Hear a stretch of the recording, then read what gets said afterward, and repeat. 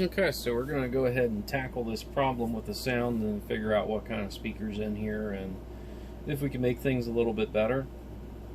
If not, this can definitely serve as a guide on how to, if you buy a non-sound version, on how to get the shell apart and put in your own decoder and your own sound. So first, make sure you have some sort of soft surface like a foam cradle.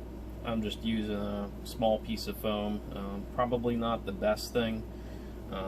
Definitely don't recommend doing this if you've never taken apart a locomotive before. This is probably not the one that you want to experiment with. So be sure that you have some experience in taking these apart. So the first thing that we're going to do, once we kind of get it on its lid here, is we're going to go ahead, and there's 2 screws on the coupler pockets, and then those are just going to slide out. So we've gone ahead and removed those coupler pockets, and with any luck I shouldn't have to take off any more screws here. So hopefully these shells should just lift off. So far so good. Again, be super careful. You don't want to break anything. It seems to be coming off relatively easy.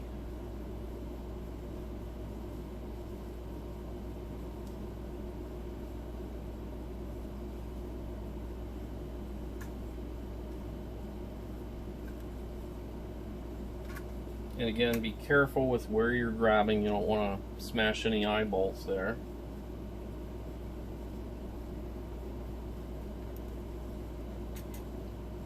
There we go. I love the fact that there's no wires connected between these two. It is always such a pain when you're having to jam all kinds of wires in there, so great job with that.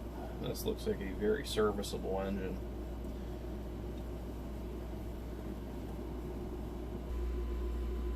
So while we're in here, I think this would be a great time to kind of take a peek around at what's inside.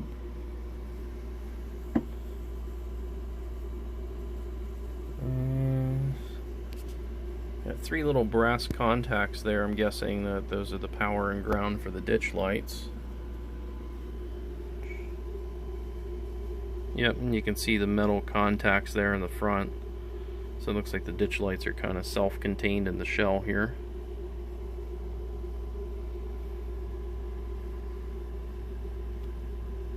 And same deal on the back.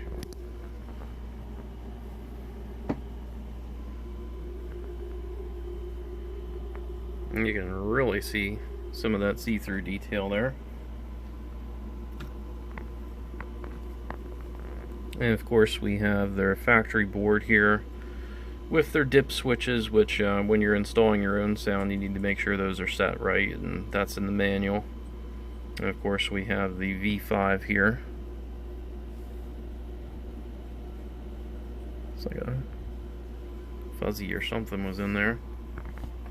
We'll take a look at the motor. And a lot of weight in this one. And the speaker is somewhere back here, so we'll probably have to take some of this apart here. But man, it's just solid metal inside.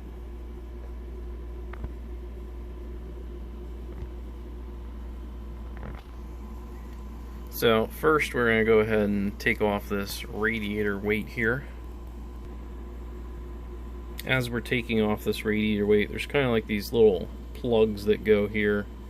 You do have to pop those out of there. There was also one that was here. So next here in the process, there's a screw here and also a screw right here. Went ahead and took those out. Also took the decoder off just to have a little more accessibility here.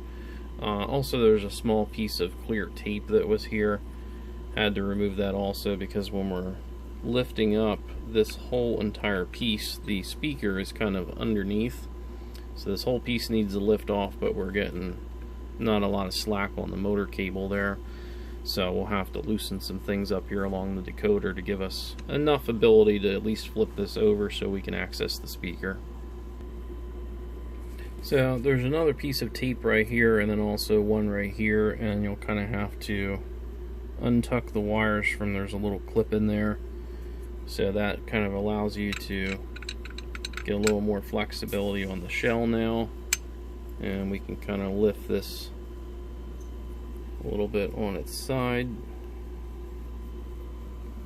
and now we're able to access the speaker setup. I've kind of rotated the engine 180 degrees there, so I was able to lay this part on its side and get a better look at the speaker there. And it looks like they're using a dual setup, and we'll have to see that possibly one single speaker may work a little bit better there. So I'm going to try some experiments here. So I'm just investigating this stock speaker enclosure here. It looks like there's some little pathways here where there might be some air escaping. With these Sugar Cube speakers, they are really good, but they are only good with the right enclosure. So I can either choose to seal this one up, or another option is to try to utilize this entire space as opposed to just the middle 3/4 of it here. So I have another Sugar Cube speaker, and I'm actually thinking about maybe just taking one little piece of styrene and just kind of putting it as a single speaker setup and just using this entire area. So maybe we'll give that a try.